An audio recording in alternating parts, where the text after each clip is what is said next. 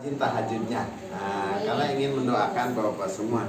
Dan biar kalau istri solehah doanya dikabul, maka ibu-ibu jangan kaget kalau nanti bapak-bapak rajin juga sholat tahajud. Amin. Amin. Pada kesempatan ini saya ingin memadukan yang pernah saya sampaikan, bagaimana Al-Quran sebagai pedoman hidup kita membahas tentang perjodohan, membahas tentang keluarga, dan membahas bagaimana membina rumah tangga atau keluarga. Kita awali dari surat Ar-Rum ayat 21 yang insya Allah sebagian sering dengar, hafal bahkan. A'udzubillahi minasyaitonirrajim. Bismillahirrahmanirrahim. Wa min ayatihi an khalaqalakum min anfusikum azwaja litaskunu ilaiha wa ja'ala bainakum mawaddah, cinta, warahmah, kasih sayang. Inna fi dzalika laayatin liqaumin yatafakkarun. Jadi Allah, di antara tanda-tanda kebesaran Allah kan ada langit, ada atmosfer, ada bumi yang bulat dan berputar, ada matahari, ada bulan, ada siang, ada malam. Itu tanda-tanda kebesaran Allah. Ternyata ada lagi tanda kebesaran Allah, yaitu perjodohan. Bu Is dengan Pak Imam ketemu, itu tanda-tanda kebesaran Allah. Pak Ajis dengan Bu Bulan, itu tanda-tanda kebesaran Allah. Maka Pak Ajis tidak bakal meremehkan Bu Bulan karena Pak Ajis sedang ketemu tanda-tanda kebesaran Allah. Demikian juga Bu Bulan tambah hormat karena ini tanda-tanda kebesaran Allah.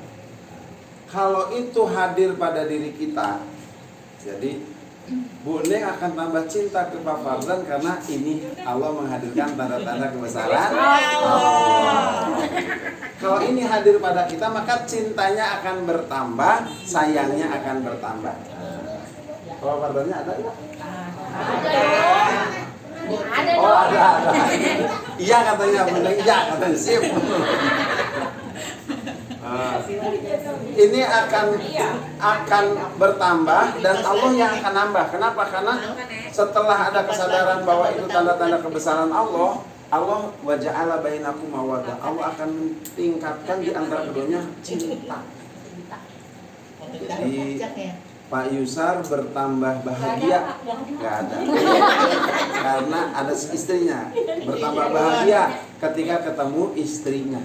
Nah, Bu Mama Nabila bahagia ketika bertambah bahagia ketika ketemu Pak Yusar. Karena apa? Karena ada cinta. Sekarang lagi gabut. Kan bisa video call, bisa video call. Ini gabut. Apalagi kalau ketemunya sama isi transferan kan Oh, beda. Nah, adapun sayang adalah kita siap berkorban untuk pasangannya. Apapun yang dilakukan oleh pasangan kita, kita sayang, kita berkorban. Allah yang akan memberi pahala. Nah, itu yang paling penting. Nanti Allah yang akan menambah. Itu bisa dilakukan kalau kita mau tafakur, merenungi bahwa kok kenapa sih aku bisa berjodoh dengan ini? Allah yang menjodohkannya. Maka bahasa filosofinya, menikahi orang yang engkau cintai adalah kemungkinan. Nah, dulu Bu Is banyak orang-orang ganteng, ternyata jatuhnya yang paling ganteng Pak Imam.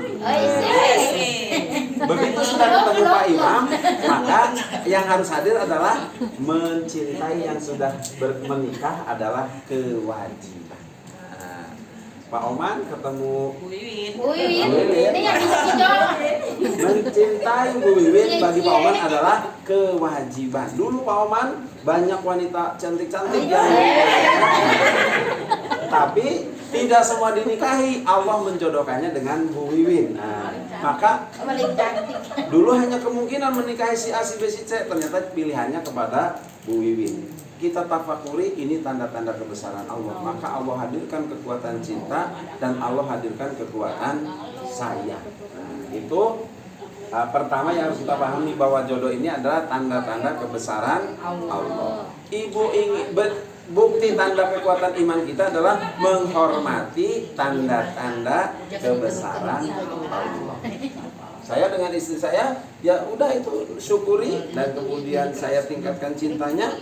Itu tanda-tanda kebesaran Allah. Semakin bersyukur ditambah nikmatnya. Salah satunya anaknya mau 7 sekarang. Ya disyukuri saja Bapak. Jadi tanda-tanda kebesaran Allah. Allah yarzuquhu. Jadi nanti Allah yang memberi rezeki kepada anak-anak saya. Insya Allah. Tapi mohon doa juga dari ibu sekalian. Mudah-mudahan sehat dan kuat. Yang kedua di surat Al-A'raf ayat 189. Jadi catatannya yang tadi adalah ini tanda-tanda kebesaran Allah.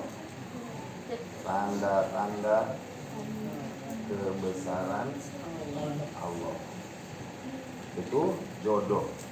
Lengkapnya jodoh adalah tanda-tanda kebesaran Allah. Yang kedua, wallazi khalaqakum min nafsin wahidah wa ja'ala minha zawjaha liyaskuna ilaiha. Bahwa Allah yang menciptakan jodoh dan kemudian Allah yang menghadirkan ketenangan. Jadi nanti ayat ini ditutup dengan syukur. Kenapa kita harus bersyukur dengan perjodohan? Kita harus sadar ketika kita belum punya jodoh. Bu Is dulu Pak Imam itu ketika bujangan sering punya penyakit andilong, sedih dan galau. Begitu ketemu Bu Is, ketenangan hadir. Maka jangan kecewakan Pak Imam dengan membuat Pak Imam galau lagi. Gitu lagi.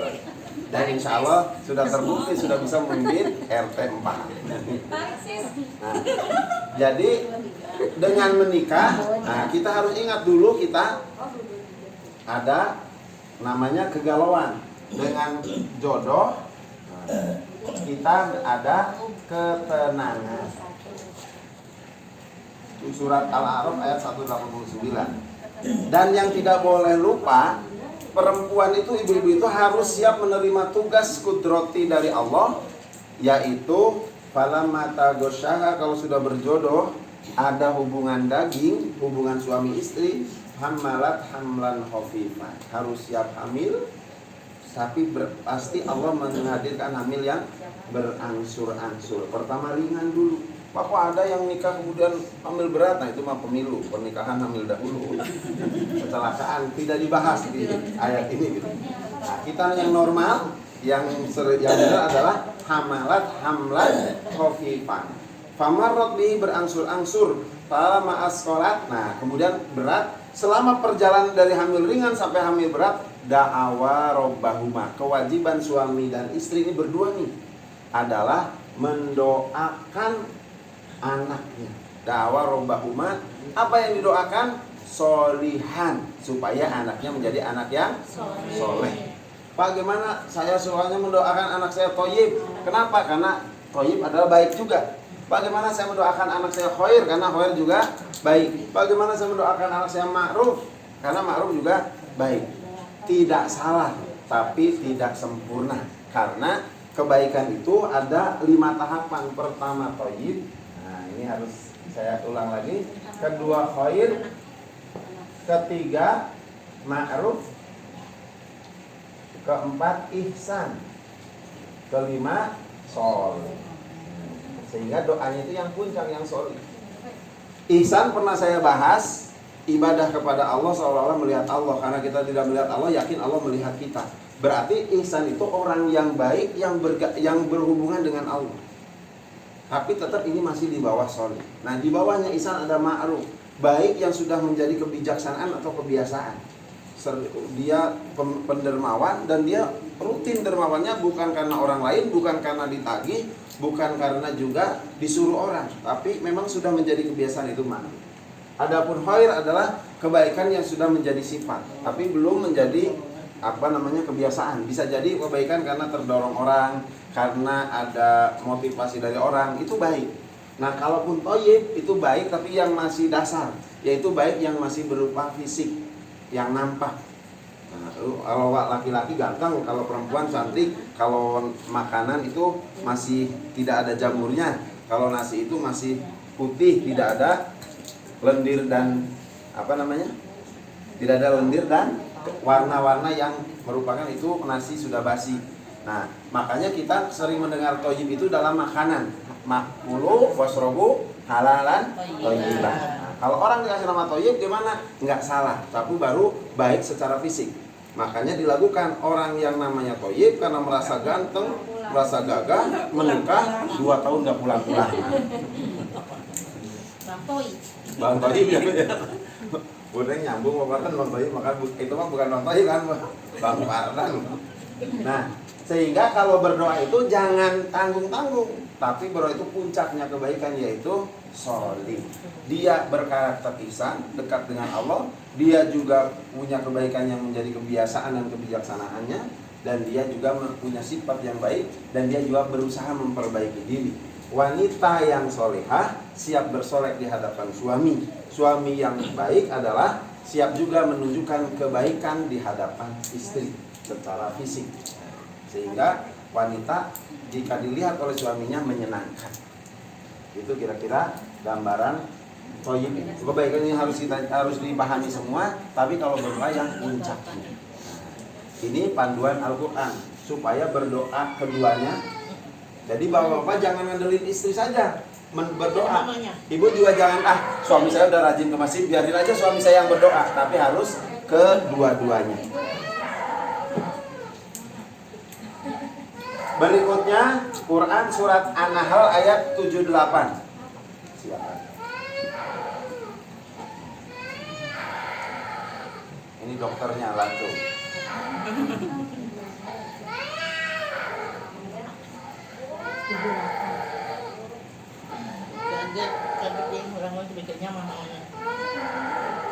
Di ayat 78 itu Allah mengingatkan kepada kita, sehebat-hebatnya kita itu tidak bisa mengeluarkan dari kita tanpa kehendaknya.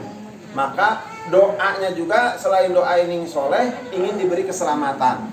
Wallahu akhrajakum min butuni ummahatikum la ta'lamuna syai'a wa ja'ala lakum sam'a wal absara wal afidah. Yakinilah bahwa Allah yang mengeluarkan anak kita semua dari perut ibu kita. Anak ibu semua keluar dari perut ibu. Suami harus memahami bahwa istri kita itu punya keadaan yang berat, yaitu mengandung anak dan kemudian melahirkannya. Nah, maka untuk mendoakan, untuk membelai istri, untuk membimbing istri itu tidak berat. Harus dilakukan karena istri lebih berat. Mengandungnya selama 9 bulan. Tidak pernah diturunkan terlebih dahulu gitu. Mau ke pasar berarti keluarin dulu kan. Dibawa kemana-mana ibu ya. Nah. Dan Allah kemudian memberi fasilitas. Ada indera, pendengaran, penglihatan. Apa tugas kita? La'alakum tashkurun, bersyukur. Bapak-bapak harus bersyukur, berterima kasih ke istri. Terima kasih Neng, terima kasih. Apalagi kemarin saya dengar Noni, terima kasih. Pak Tommy manggilnya apa? Ke istri? Ada istrinya Pak Tommy? Ada. Bu panggil Pak Tommy manggilnya apa Bu? Adek. Dek, terima kasih telah melahirkan anak kita. Telah membimbing anak kita. Itu bersyukur kepada istri. Tapi yang lebih penting itu adalah bersyukur kepada Allah. Alhamdulillah, ya Allah telah melahirkan, menghadirkan anak kita. Bersyukur kepada Allah, jangan lupa juga berterima kasih kepada pasangan. Istri pun, ibu pun berterima kasih kepada suami. Terima kasih ayah telah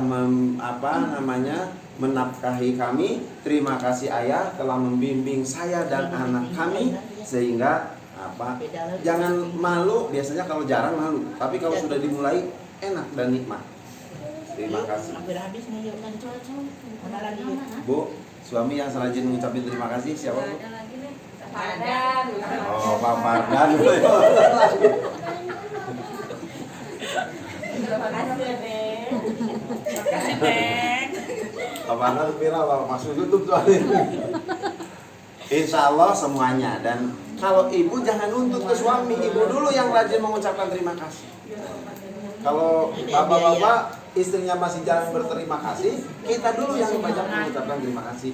Sama juga sering mengucapkan permohonan maaf.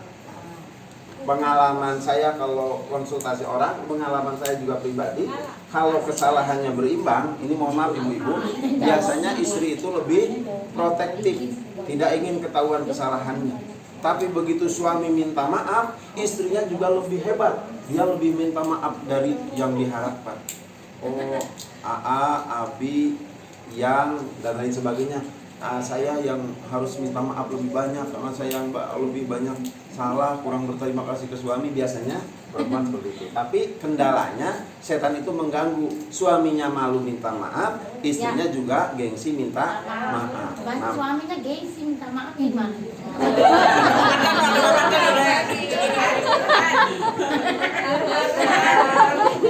Bunda mewakili berapa orang? Semua. Suaminya gengsi minta maaf. Ibu-ibu rajin minta maaf, nanti suami pun akan minta maaf. Insya Allah itu sudah berarti. Maka dimulai dari yang terbaik. Siapa yang memulai itulah yang terbaik. Insya Allah. Karena Allah. Yang penting karena Allah. Nah, Allah mah. Karena Allah. Nah ini apa namanya, keyakinan akan nikmat Allah, keluarga dan anak itu nikmat Allah. Kita wajib bersyukur. Bersyukur itu makna kecilnya terima kasih. Jadi kalau bayi masih malu berterima kasih itu sama saja malu bersyukur. Ya, Bu, Pak.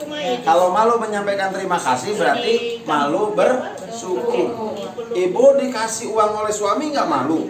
Ibu dikasih pakaian oleh suami nggak malu. Kenapa ngucapin terima kasih malu gitu?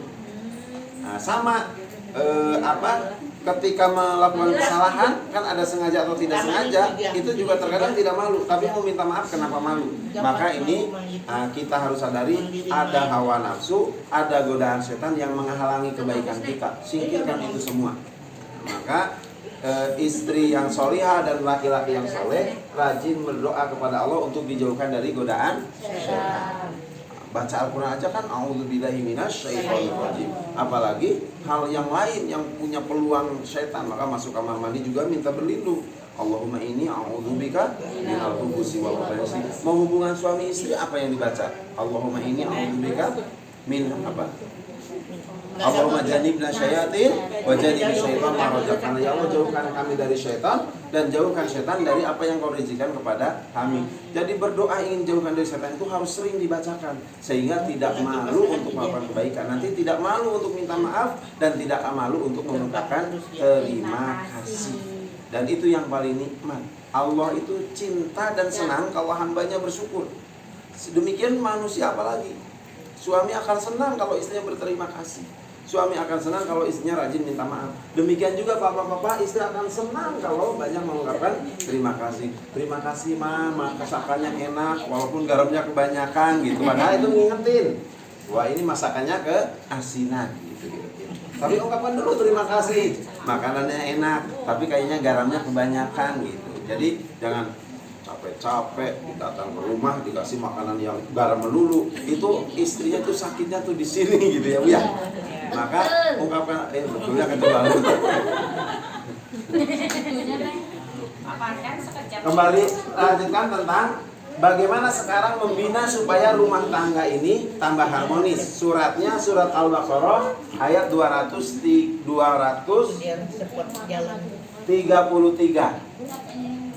Apa kerjasama melakukan kewajiban? Ibu-ibu harus ikhlas setelah melahirkan itu menyusui. Bapak-bapak harus ikhlas dan menyiapkan nafkah yang membuat istri senang. Maka disebutnya rizquhunna. Rizki itu luas. Sikapnya yang menyenangkan, kata-katanya yang menyenangkan, makanannya juga yang layak untuk ibu yang menyusui dan untuk bayi yang akan disusui. Jadi kalau istri lagi hamil, lagi menyusui, bapak-bapak itu ngerti kalau istrinya belajar, mah ini ditambahi karena ada kebutuhan tambahan untuk bayi. Nah, kalaupun tidak, bikin surprise. Bawa katuk 2 kresek gitu. Kok bawa katuk apa? Supaya asinya banyak. Kebangetan kalau banyak-banyak. Kalau duit banyak apa harus surprise. Tapi itu salah satu contoh bahwa suami jangan malu-malu belanja untuk istri, untuk menenangkan istri. Apalagi kalau istrinya cuciannya lagi banyak dan sebagainya, anaknya rewel, maka suami bagaimana bisa menyenangkan. Itu adalah rizquhunna wa kiswatuhunna. Tapi ibu jangan maksa. Kalau suaminya belum terbiasa, malu belanja, nah insya Allah doakan saja akan memberikan yang surplus yang lain-lainnya. Bekalnya bertambah, uang dapurnya bertambah kan bisa. Yang penting kita doakan. Tapi juga tidak boleh membebani. Ibu yang menyusui pun idealnya 2 tahun di ayat itu. Tapi kalau memang ada penyakit tidak sanggup maka jangan terbebani. Sama suami pun idealnya memberikan nafkah yang lengkap. Tapi kalau suaminya lagi tidak sanggup jangan juga menjadi beban pikiran, apalagi lagi musim COVID kayak gini misalnya. Jadi istri pun harus memaklumi. Nanti itu bertambah harmonis. Itu di ayat Al-Baqarah 233. Nah, 233 ini. Adapun di 222-nya ini tentang membina keluarga. Gimana kalimatnya? Nisa'ukum harsulakum fa'tu harsakum annasyitum. Istri-istri adalah ladang bagi suami. Ini harus dipahami. Ibu kalau suami ibu itu pemilik ladang, ibu harus siap diapakan pun kapanpun. Jadi kalau siapa yang mau dikasih dari contoh? Pak Haryadi biasanya pulang sore, ini pulang siang. Jangan marah. Jangan-jangan Pak Haryadi habis melihat wanita cantik di luar. Pak Haryadi tahu hadisnya. Pak Haryadi tahu hadisnya. Kalau laki-laki melihat wanita cantik, segera pulang. Jangan sampai tertarik dengan wanita cantik itu. Kenapa? Karena yang dimiliki oleh wanita cantik itu sama dengan yang dimiliki oleh istrinya di rumah. Tanya ibu kita ke Pak Haryadi, ada apa mas pulang? Kalau mau ke kamar atau mau di tempat apa? Di meja makan, asal jangan kedengaran anaknya gitu. Asal jangan kedengaran anaknya. Itu kenapa? Karena istri itu ladang yang siap ditanami oleh suaminya. Adapun suami adalah pemilik ladang. Pemilik ladang yang baik adalah merawat ladangnya. Pemilik ladang yang baik nyirami ladang ketika kering. Pemilik ladang yang baik akan memberi tanaman yang terbaik, memberi makanan yang terbaik, berkata-katanya yang terbaik, beliannya juga yang terbaik. Setuju, Bu? Setuju. Seperti pemilik ladang datang ke kebunnya, dia akan merawat kebunnya. Nah, maka bapak-bapak punya tugas merawat istri dengan sebaik-baiknya. Bu, suami siapa yang suka menganggarkan untuk perawatan kulit? Masih global aja. Belum ada gitu, Bu. Kenceng ada. Bapak-bapak kan sudah digabungin apa dapur itu ya, Pak ya? Jadi satu global. Udah global warnanya, Bu. Nah, itu suami menjadi pemilik ladang. Ibu-ibu istrinya menjadi ladangnya. Dalam penafsiran yang kecil itu termasuk hubungan suami istri. Itu harus siap. Yang penting sesuai dengan tempatnya. Itu ditafsirkan oleh Imam Jalalain kayak gitu. Mau gaya seperti apapun yang penting sesuai dengan tempatnya. Ini tafsirannya kayak gitu.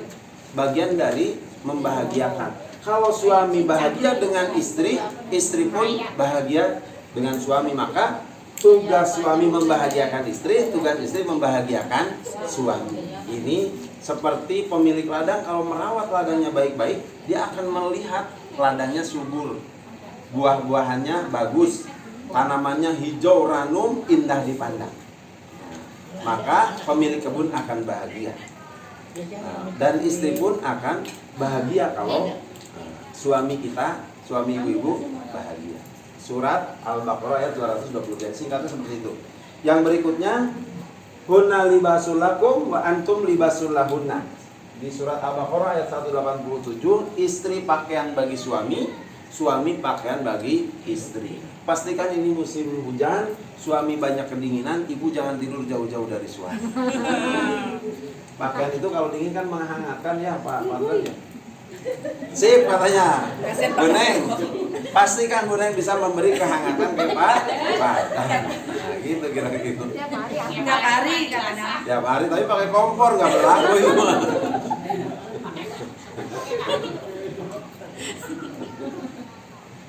Istri pakaian bagi suami, pakaian itu memperindah. Maka bagaimana kebiasaan suami bertambah baik, kata-kata suami bertambah baik. Jangan menyalahkan suami saya kok gini. Kita koreksi diri. Berarti saya kurang mendoakan suami, saya kurang dialog dengan suami, atau saya kurang melakukan kebaikan untuk suami. Demikian juga bapak-bapak, istri saya kok gini-gini banget gitu. Berarti mungkin kita kurang mendoakannya, kita kurang membinanya. Nah, maka saling menyadari diri, insya Allah nanti akan berjuang untuk melakukan kebaikan bersama dan memperbaiki pasangan. Nah, karena pemilik pakaian yang baik, dia akan merawat pakaiannya, dia akan mencuci bila kotor, dia akan nyetrika bila kusut. Tapi jangan disetrika Pak kalau ibu-ibu ya. Ini terbang lagi. Kalau kelakuannya kurang baik itu perlu ditata. Dan yang harus dipahami oleh bapak-bapak, almar'atu kalmir'ah, wanita itu ibarat kaca. Kalau kaca kotor dibiarkan, nanti kotorannya nempel, membersihnya susah. Maka sebaiknya ada kotoran dikit dilap, ada kotoran dikit dilap. Itu karakter wanita dalam berbagai ungkapan ulama. Almar'atu, wanita itu kalmir'ah, adalah kaca. Kaca itu kalau mengkilat bening, orang enak melihatnya, indah. Nah, maka ibu-ibu pun kalau rajin membersihkan diri, rajin memperbaiki diri, itu menjadi wanita solihah, cantik luar dalam, suami akan indah melihat. Tapi insya Allah kalau di RT 4 sudah banyak nampak itu semua, tinggal meningkatkan. Amin Allahumma amin. Terakhir, tugas bapak-bapak mendominasi mendidik anak ketika anak sudah usia di atas 4 atau 5 tahun, yaitu mendidik akidah, ibadah dan dakwah. Ada di surat Luqman, nanti saya sampaikan dengan rinci di pertemuan yang akan datang. Kesimpulannya, banyak ayat yang membahas tentang perjodohan, tentang keluarga dan membina keluarga. Surat Ar-Rum ayat 21 bahwa jodoh ada tanda-tanda kebesaran Allah. Orang beriman harus menghormati, orang beriman harus mensyukuri dengan tanda-tanda kebesaran Allah itu. Maka mencintai yang sudah kita nikahi adalah kewajiban. Wajib itu dikerjakan dapat pahala, ditinggalkan dosa. Kalau kita tidak mencintai pasangan kita, berdosa. Maka cintai dan tingkatkan kecintaan itu dengan penuh perjuangan. Alhamdulillah ya Allah, aku dijodohkan dengan istri saya yang ini. Ini adalah kehendakmu. Mudah-mudahan aku dan istriku nanti bersama-sama ke surga. Amin. Allahumma amin. Yang kedua, jodoh itu akan menghadirkan ketenangan dan kemudian kitanya harus bersyukur. Yang ketiga, yakin bahwa Allah yang memberi fasilitas kita dan anak kita, termasuk indranya, kita juga harus bersyukur. Surat Al-Baqarah 233, ibu wajib memelihara kandungan sampai melahirkan, setelah itu menyusuinya, bapaknya memberi rizki, memberi nafkah kepada istri dan anaknya. Surah Al-Baqarah 223, suami istri ibarat pemilik kebun dan kebunnya yang harus merawatnya, menyiramnya, memupuknya, juga tidak boleh berlebihan. Tandus tapi disiram sebanyak-banyaknya sampai banjir. Itu juga tidak baik. Maka ada takaran biqadri uqulihim wa biqadri lughatihim, sesuai kondisi istri kita. Yang berikutnya surat Al-Baqarah 2 surat 18 ayat 87, istri pakaian bagi suami, suami pakaian bagi istri. Nah, suami nanti meningkatkan dialog dengan anak pendidiknya akan dijelaskan di pertemuan yang akan datang, surat Luqman ayat 12 sampai 13. Mohon maaf bila melebihi lewat 25 menit. Tapi masih saya kasih kesempatan untuk tanya jawab. Billahi taufiq wal hidayah. Assalamualaikum warahmatullahi wabarakatuh. Waalaikumsalam. Jadi enggak ada MC tadi. Jawab apa ini?